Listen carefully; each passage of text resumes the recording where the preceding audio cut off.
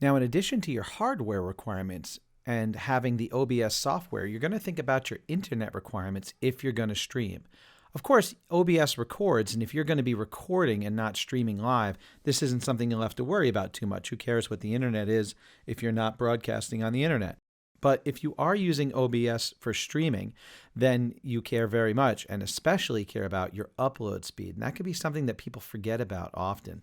They'll think about what their download speed is, not their upload.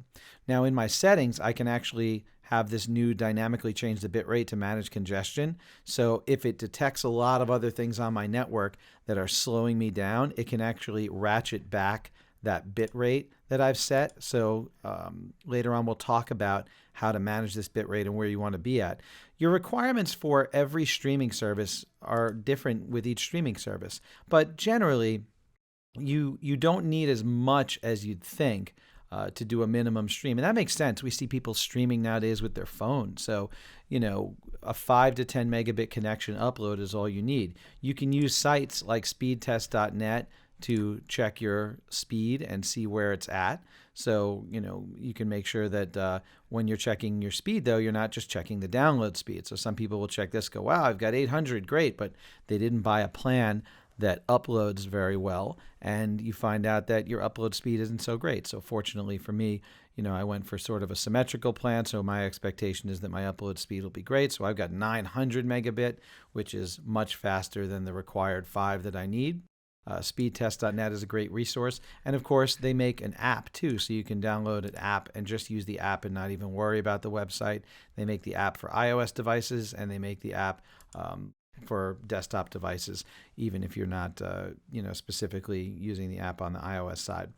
Now, you want to really try to minimize your network traffic when you're doing this. So in addition to thinking about if you want it automatically changing your bit rate due to congestion, you also want to think about what is providing that congestion. So check your router setup page and see, are there other devices that you're not thinking of that are uploading video to the cloud? I mean, we don't think about this, but your Internet of Things, your devices could be interfering with your good stream if you don't have a lot of upload bandwidth. I mean, my doorbell is sending video up to the cloud constantly.